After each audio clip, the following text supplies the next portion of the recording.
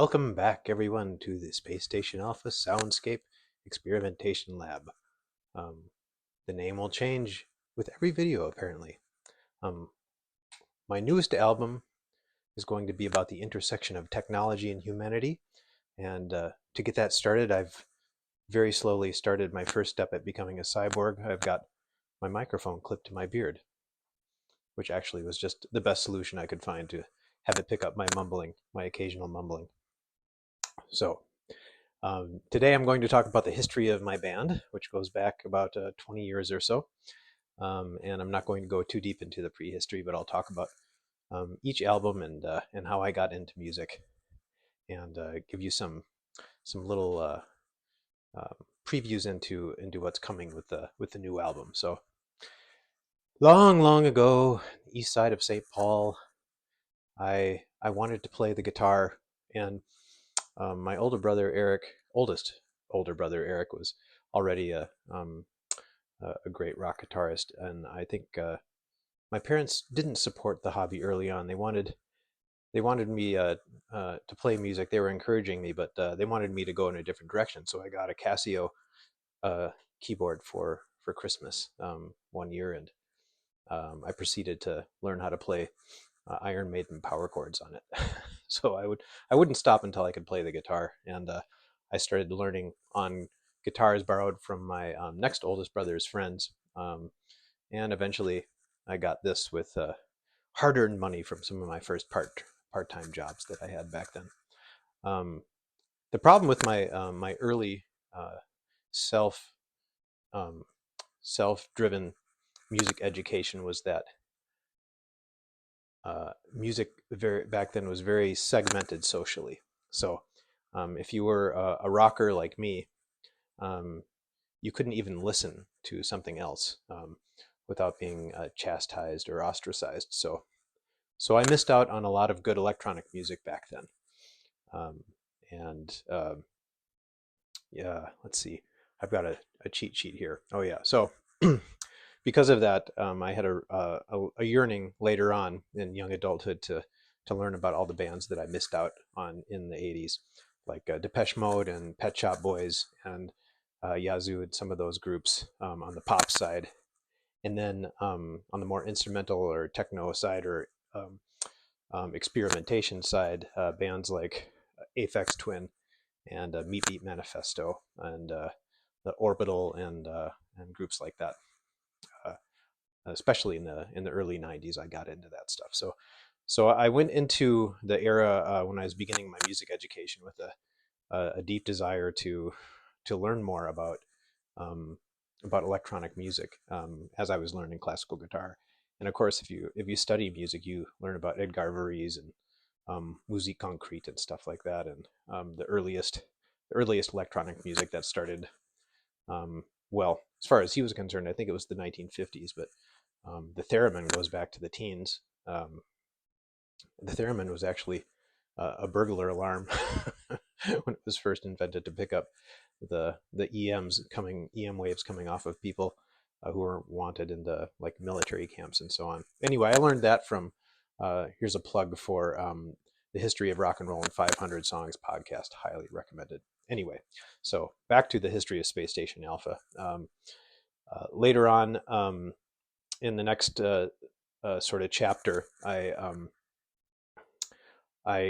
was influenced very heavily by two things specifically. As I was continuing my classical guitar education, I was listening to a lot of indie music, and which is has always been a very um, unfortunately broad descriptor of subgenres. But there's a French electronica band called Air who used a lot of antique synthesizers uh, and a lot of older bygone electronica methods for their music. But basically, I was very heavily influenced by a song called "All I Need" that had steel string acoustic guitar and synthesizer. It might have just been an organ even, but just the idea of an electronica band combining those two elements, I just had never heard it before. This was the late '90s, and I was enthralled by the idea from there on out. So I think that was the seed of Space Station Alpha, combining synthesizer and classical guitar. Um, Also, another band that I really liked, they didn't really influence my songwriting a lot or the sound a lot, but there's a band called Komeda, a French band, and interesting name because Komeda is actually a Finnish filmmaker, if I remember correctly. But they have a song called Flabbergast, and I'll put these links to these in the descriptions when I'm finished editing this. But Flabbergast, I like that whole album, and What Makes It Go, I believe is the name of the album, from 1997. And anyway, I was looking at synthesizers in a music store, Mars Music, which I ended up teaching at for a little while actually, and they went under. Of course, they couldn't compete with Guitar Center, but they tried to sell uh, sound reinforcement equipment and lights and stuff like that. So I think they over leveraged themselves. Anyway, at Mars Music, I was playing around with synthesizers, and I heard the sound from that song Flabbergast, the very sound coming out of this little guy here, this Korg MS 2000R, and so I ended up buying it, um, and and the rest is history. That has been a stalwart of Space Station Alpha ever since. So me and Space Station Alpha go back along with the Korg about 20 years. So the first album, I've kind of divided this into uh, chapters that are segmented by album. So the first album is Love Songs for Andromeda, um, and I started playing around with some software called Free Loops, which I'm still using and still being driven completely nuts by. But I use it for recording now, which is kind of problematic because it was built as a sequencer, looper, that kind of thing, and they added recording stuff on top of it. I think so. I don't think it was built from the ground up with that kind of structure in mind. Um, but anyway, I was playing with Fruity Loops and recording for recording technology. I was using software called Cakewalk, which is anything but a cakewalk, and it makes Fruity Loops seem easy, user friendly, um, or it did, I should say, past tense. I don't think it exists anymore, which is a good thing for everyone. Um, but I was playing around with that stuff back then, and just fiddling around with making some songs, making some beats with the sampling program, and started writing the first song, um, called "Gown of Stars," which is the first song on the first album, and that features my darling Korg over here in the intro. It's still one of my favorite intros of any of my songs. So if you want to hear my favorite Space Station Alpha intro, it's "Gown of Stars," the beginning of "Gown of Stars," which also has a reconstructed cover of Love Songs for Andromeda album cover, because I don't have a physical copy of that CD anymore. Um, so I'll get back to that more a little bit later, talking about what I'm going to do with my refurbishing of these three existing Space Station Alpha albums.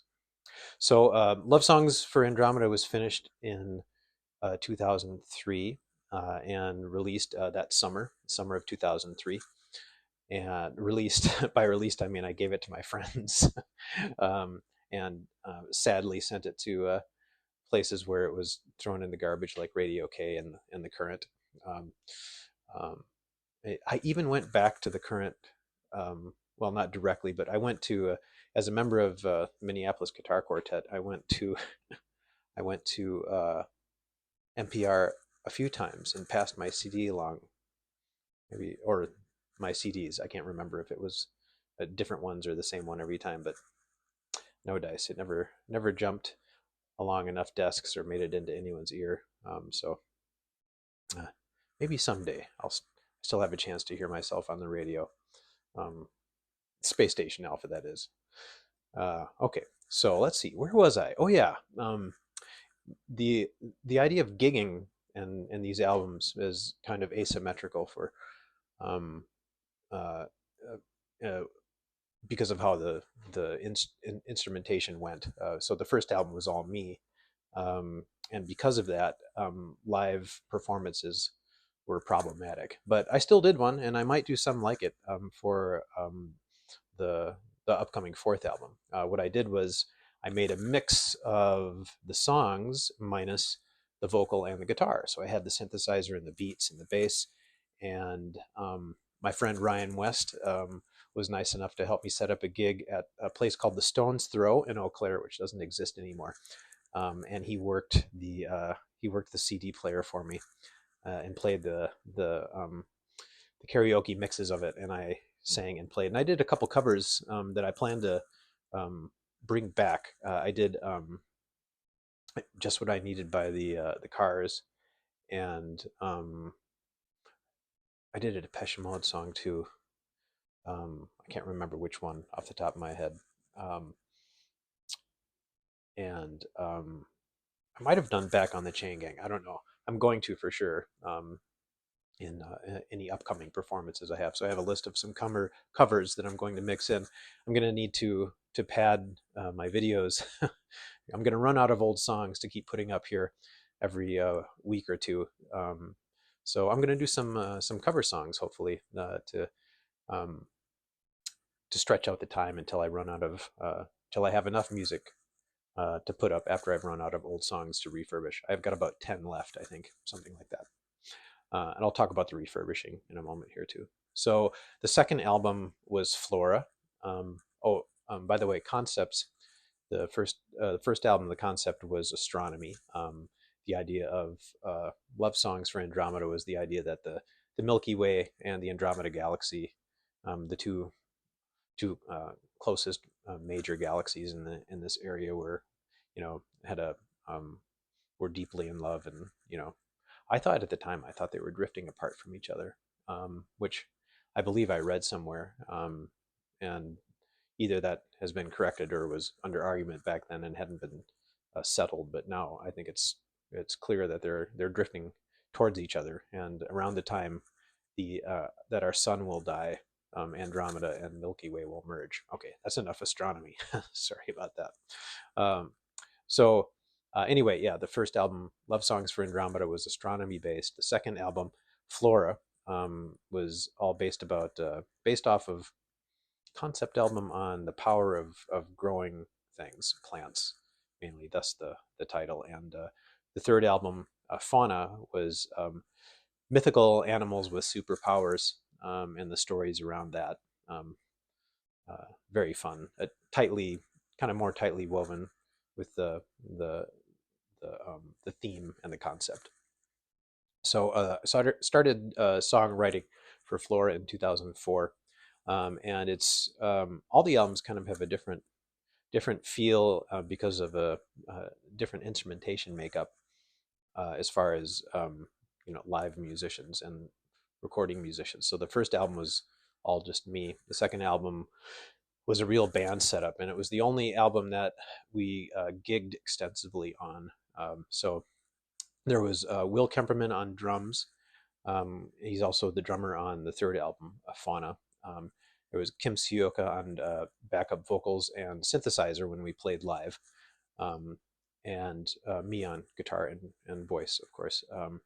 John Ethier played bass, and Jay Lenz played trombone. Although I think I think you could say his main instrument is guitar and voice. He's in the bluegrass band Pert Near Sandstone, and also on saxophone was Aaron Moe, and so that was an actual group. The only time I really had a live group, we had rehearsals at my house mostly, and we played at 331 Club, and let's see, where else did we play? Let me look at my cheat sheet down here. Acadia, the Nomad, World Pub, and then our biggest gig was the CD release in early 2006 at the Varsity Theater.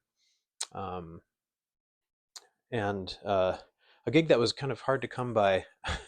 I had to kind of cajole the person running the place back then. I won't name names because I don't want to get into legal trouble, but a unpleasant person who uh, yeah ended up embroiled in another controversy with a local organization back then. Maybe you can look up who it is on your own. I'm not naming names though.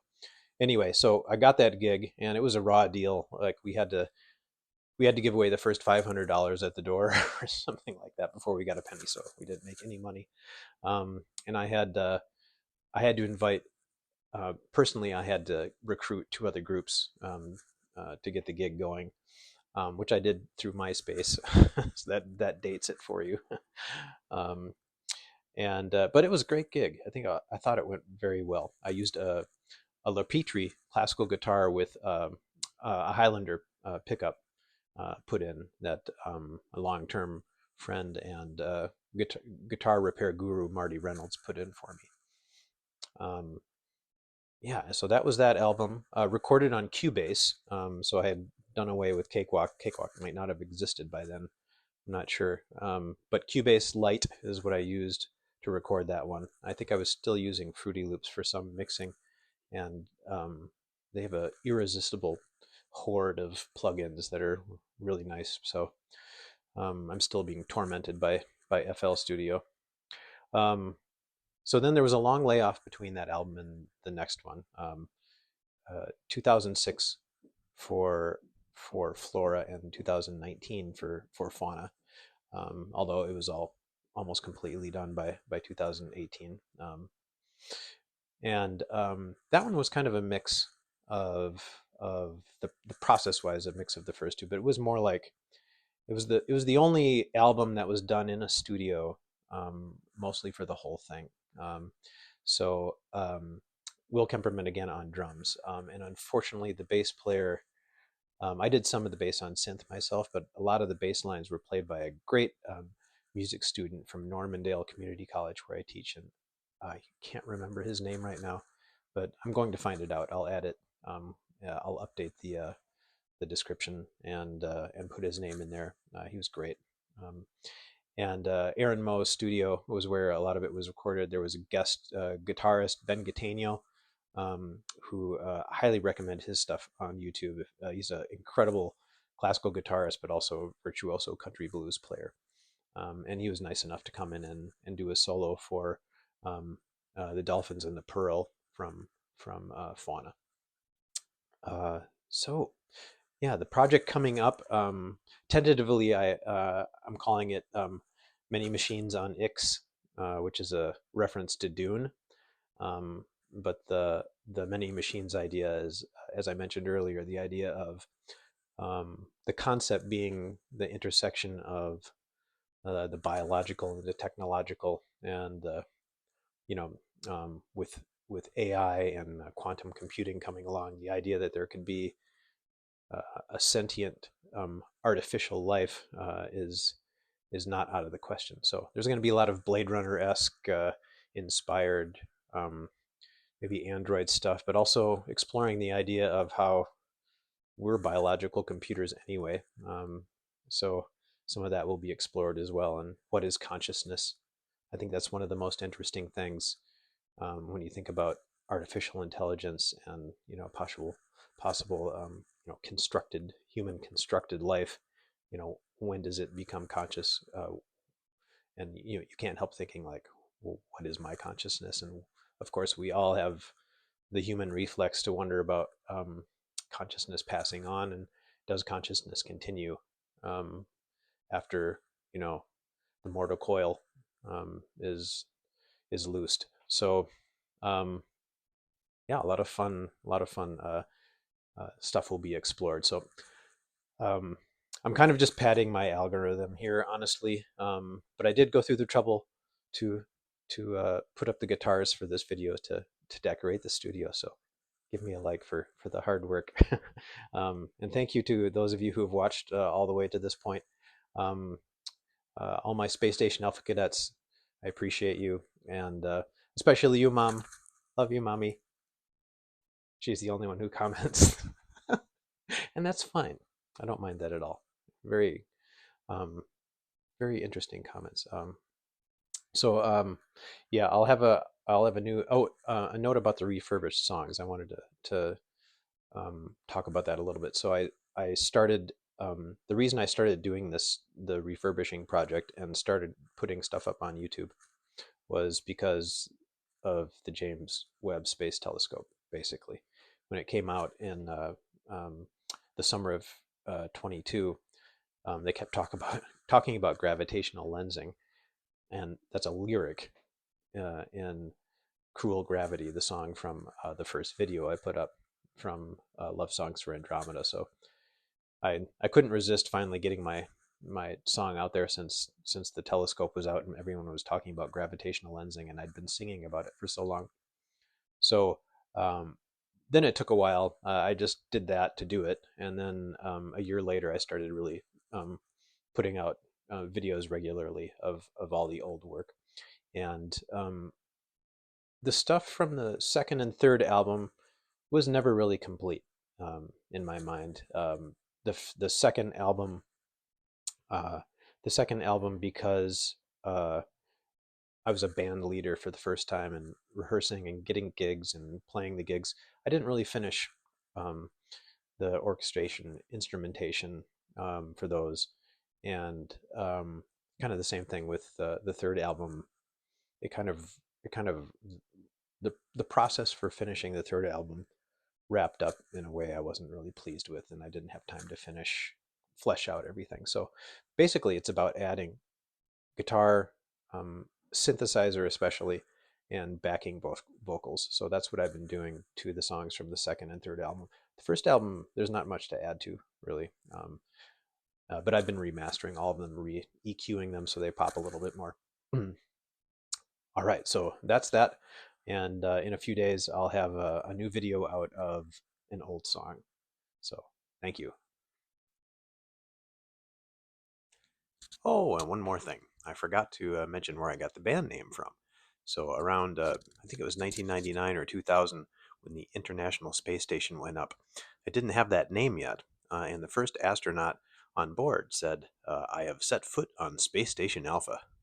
But the name didn't stick. And so I said, "Thank you very much. I'll take that, because I'm terrible at thinking up band names." So I didn't think up that one either.